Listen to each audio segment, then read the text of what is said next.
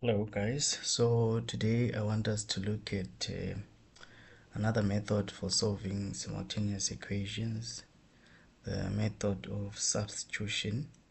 So I have these two equations. The first one is 10x plus 7y equals minus 1. Then the second one is 2x plus y equals 5. Okay. So the first thing that we need to do is to name our equations, of course. So this is equation 1 and this is equation number 2.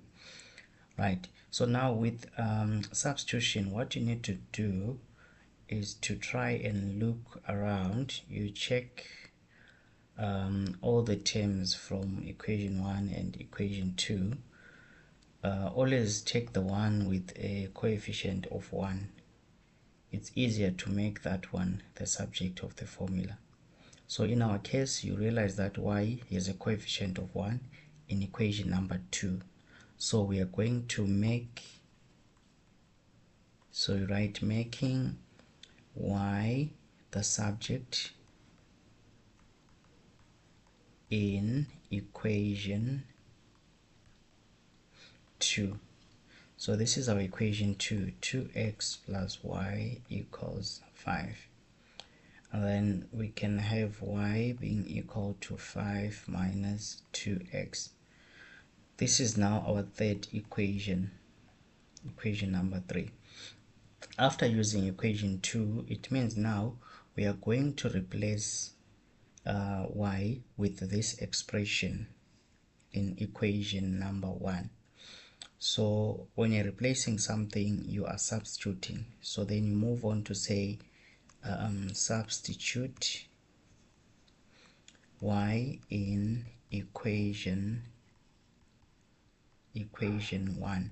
So the reason why we are substituting y is because we already know that we are going to, y is being expressed or is being represented by 5 minus 2x.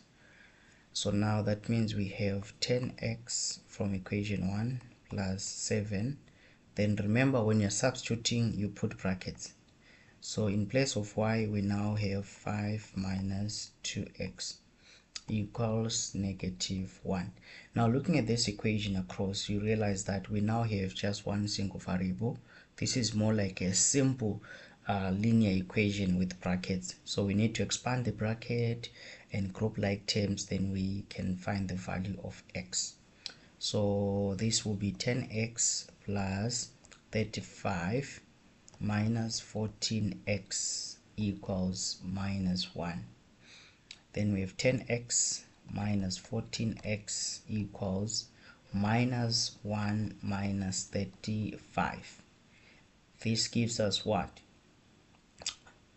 Minus 4x equals minus 36. Then we divide by negative 4, meaning x is equal to 9.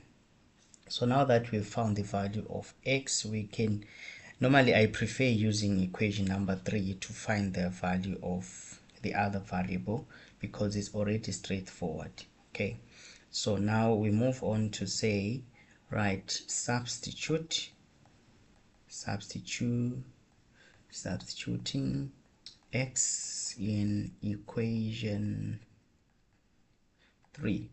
So you can use equation 1, equation 2 to find the value of y, by the way, but it's normally easier when you are using equation number 3. So equation number 3 is y equals 5 minus 2x. So in place of x now we substitute and we put 9 there. So this means we have 5 minus 18. 5 minus 18 gives us minus 13. So this is the value of y.